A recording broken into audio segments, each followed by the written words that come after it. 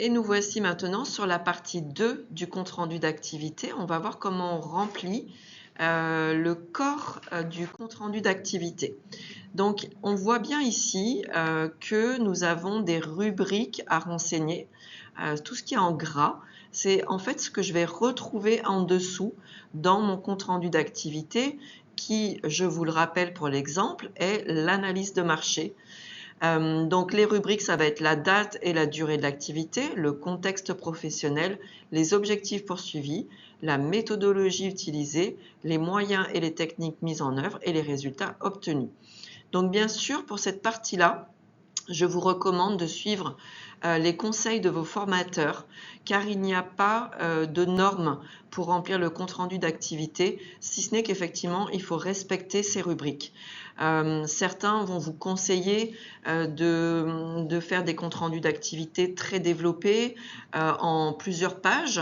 Voilà, moi de mon côté, je vais plutôt préconiser des comptes rendus d'activité synthétiques et ensuite je vais privilégier plutôt les annexes que l'on va présenter le jour de l'oral.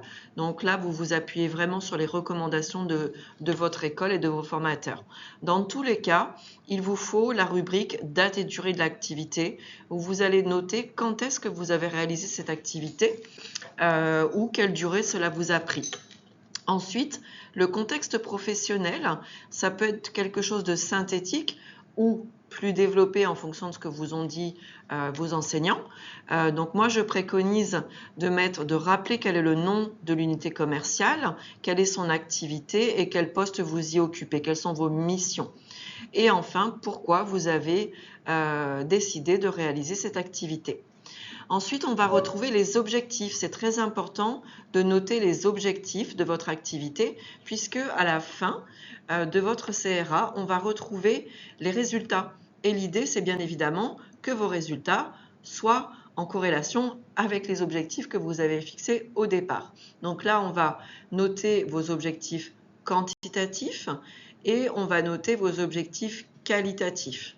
Par exemple, pour mon analyse de marché, si je reviens à mon CRA, à mon exemple initial, je pourrais mettre en objectif quantitatif augmenter nos parts de marché.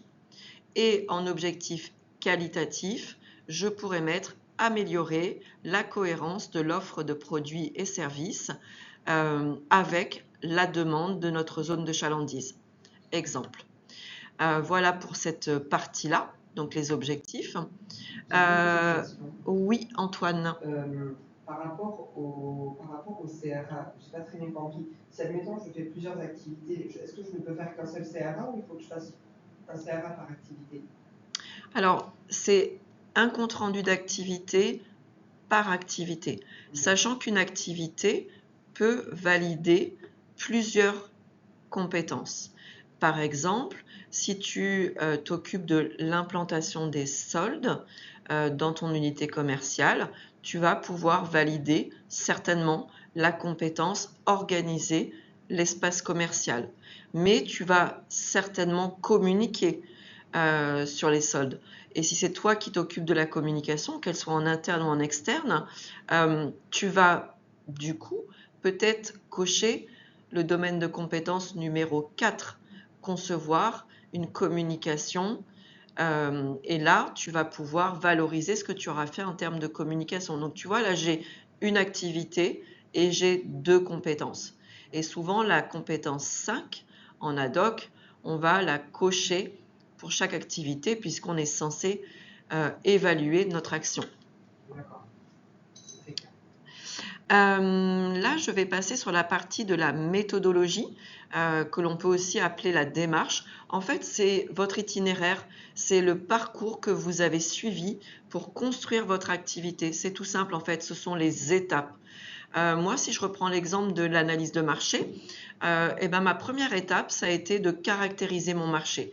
Sur quel type de marché je me situe? Est-ce que je vais travailler sur le marché générique? Est-ce que je vais travailler sur le marché principal ou sur un marché secondaire? Et puis là, je vais aller faire mes recherches documentaires et je vais donner les tendances de mon marché. Donc là, ça va être la partie caractériser mon marché. Ensuite, moi, ma deuxième étape, ça a été analyser l'offre. Donc sur ma zone de chalandise, je suis allée analyser l'offre de mes principaux concurrents, après avoir bien sûr analysé la mienne. J'ai essayé de voir un petit peu quelle était notre position concurrentielle. Ce qui me permet aussi d'ajuster notre positionnement et de voir quelles sont nos parts de marché par rapport à nos principaux concurrents sur la zone de chalandise. Et là, c'est à cet endroit-là que je vais à chaque fois noter l'annexe de référence.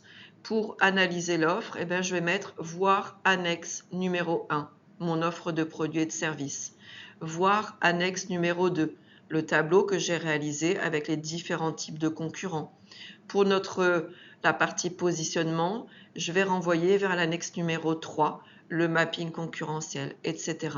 Donc dans ma méthodologie, dans toutes les étapes, je vais renvoyer à l'annexe correspondante. Et ce sont ces annexes que je montrerai le jour de l'oral au jury. Donc bien sûr, ce jour-là, j'arriverai avec un dossier d'annexe qui sera joli, bien présenté, paginé, avec un sommaire. Donc dans cette partie méthodologie, je renvoie à mes annexes. Alors là, ma méthodologie, elle n'est pas complète, mais je vais quand même passer à la suite du CRA pour qu'on puisse terminer cet épisode. Oui, Antoine. On a un nombre limité d'annexes ou on peut en mettre autant qu'on veut? Non, il n'y a aucune recommandation dans le CRA, dans le référentiel. Donc, tu peux mettre autant d'annexes que tu le souhaites.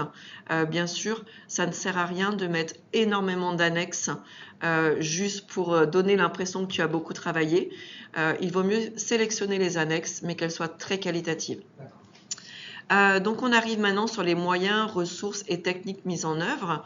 Là, on peut tout simplement structurer en mettant les ressources matérielles, les ressources financières, les ressources humaines, ou une autre structure qui vous a été conseillée en classe, ou alors présenter de cette manière un petit peu tous les moyens, ressources et techniques que j'ai utilisés. Ici, pour faire mon analyse de marché, oui, j'ai échangé avec les fournisseurs, j'ai échangé avec mon tuteur, mes collègues, j'ai fait des enquêtes, j'ai mobilisé ma veille informationnelle, j'ai étudié ma zone de chalandise, j'ai créé des personnages, j'ai fait un mapping, j'ai fait un diagnostic complet de mon UC. Voilà, tout ce qui vous a aidé à réaliser cette activité. Et enfin, je vais aller sur la partie résultats obtenus, où là, par exemple, je vais dire oui, nos parts de marché ont augmenté sur la zone de chalandise. Oui, cette analyse a permis à l'unité commerciale d'adapter l'offre de produits et de services et de la mettre en cohérence avec la demande, etc., etc. Et moi, je dirais qu'on pourrait presque rajouter une autre rubrique qui n'est pas pourtant notée en gras au début du CRA. Ça serait une partie 7 qui serait mes préconisations. Voilà, j'en ai terminé avec l'épisode 2 du CRA. Je vous remercie et on se retrouvera sur une prochaine vidéo pour vous présenter les annexes.